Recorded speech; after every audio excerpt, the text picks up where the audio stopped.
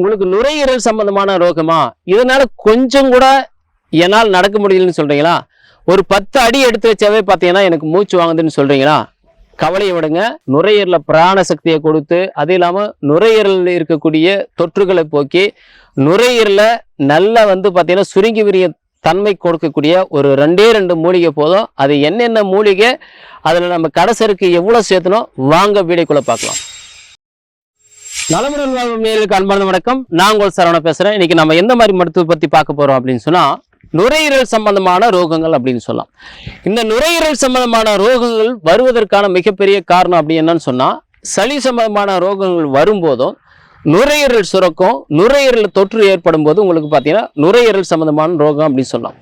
இந்த நுரையீரல் சம்பந்தமான ரோகங்கள்ல மிக முக்கியமாக பார்த்தீங்கன்னா நுரையீரல் ஃபங்க்ஷன் கம்மியாகிறது, நுரையீரல் தொற்று வரும்போது சுவாசங்கள் கம்மியாகிறது. இந்த நுரையீரல் தொற்று வரும்போது நிறைய பேருக்கு என்ன ஆகும் நடக்கா, நுரையீரலே பார்த்தீங்கன்னா சுருங்கி விரியும் தன்மை கொஞ்சம் கேட்டுரும்.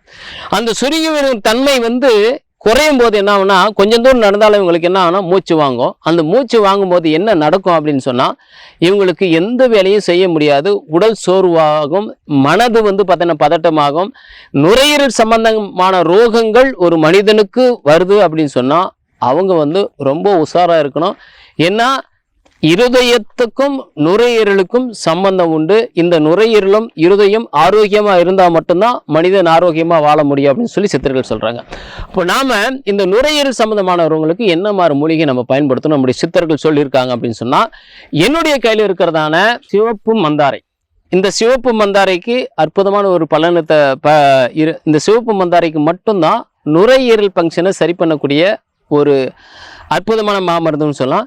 இந்த நுரையீரல் எப்படி இருக்கோ அதே மாதிரி தான் இந்த மந்தாரை இலையினுடைய வடிவமும் இருக்கும் நம்ம பார்க்கலாம். இன்னைக்கு மந்தாரை இலையில நம்முடைய முன்னோர்கள் சாப்பிட்டதுனால அவங்களுக்கு நுரையீரல் சம்பந்தமான ரோகங்கள் வரல, நுரையில் இருக்கக்கூடிய தொற்றுகள் வரல, இந்த நுரையில் இருக்கக்கூடிய கவர்கள் டேமேஜ் ஆகல. இன்னைக்கு நுரையீரல் சம்பந்தமான ரோகங்கள் வருவதற்கான காரணம், நம்ம முன்னோர்கள் சாப்பிட்டது போல சாப்பிடாம இன்னைக்கு பார்த்தீங்கன்னா எல்லாமே துரித உணவுகளாகி போச்சு. அது இல்லாமல் இந்த மந்தாரையில் உணவுகள் மறந்ததுனால இவ்வளோ ரோகங்கள் சேர்றதை நம்ம பார்க்குறோம்.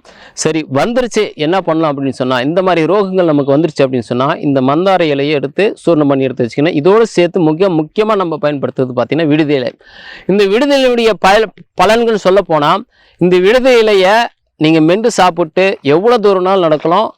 இந்த நல்ல சுவாசத்தை தரக்கூடியதும் நல்ல ஆக்சிஜனை தரக்கூடியதும், அது இல்லாமல் பார்த்தீங்கன்னா உடலுக்கு நல்ல சக்தியை தரக்கூடியதும், அது குறையும் போது தான் நமக்கு இருதயம் சம்பந்தமான பிரச்சனைகள், நுரையீரல் சம்பந்தமான பிரச்சனைகள் வருது நம்ம பார்க்கலாம். இந்த நுரையீரல் சம்பந்தமான பிரச்சனைகள் வந்துருச்சு அப்படின்னு சொன்னால், தொற்று வந்துருச்சுன்னா நம்முடைய சித்தர்கள் சொன்னது போல நம்ம என்ன பண்ணோம் அப்படின்னு சொன்னால், விடுதி இலை ஒரு 100 கிராமும் இந்த மந்தாரை இலையும் நம்ம சூர்ணம் பண்ணி எடுத்து வச்சுக்கணும். இதில் 50 கிராம் எடுத்து வச்சுக்கிட்டு இதோட கூட்டு சரக்காக நம்ம என்ன பண்ணணும்னு சொன்னோம்னா, சுக்கு, மிளகு, திப்பிலி, சித்தரத்தை, பேரரத்தை, அதோடு பார்த்தீங்கன்னா அக்ரகாரம், இது எல்லாம் சேர்த்து பார்த்தீங்கன்னா 10 கிராம் எடுத்து வச்சு நீங்கள் சூர்ணமாக்கிக்கிட்டு இது போல் நீங்கள் என்ன பண்ணணும்னா சூர்ணமாக்கணும். சூர்ணமாக்கும் போது இந்த மாதிரி ஒரு பச்சை கலராக உங்களுக்கு வரும்.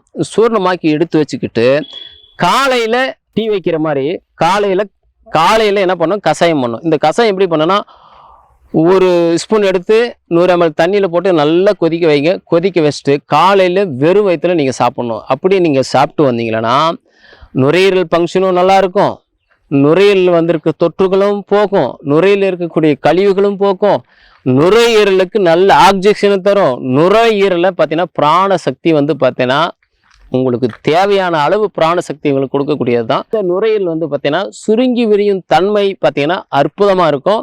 ஆரோக்கியமான வாழ்விற்கு கண்டிப்பாகவே இந்த பிராணசக்தி நமக்கு தேவை. இந்த பிராணசக்தியை தரக்கூடியதான் இந்த விடுதி இலையும் மந்தார இலையும். இதை பயன்படுத்தி பாருங்க, பலன் பெறுங்க. மீண்டும் அடுத்த ஒரு நல்ல பதிவோடு உங்களை சந்திக்கும் வரை உங்களுக்கு விடை பெறுவது உங்கள் சரவணன். நன்றி, வணக்கம்.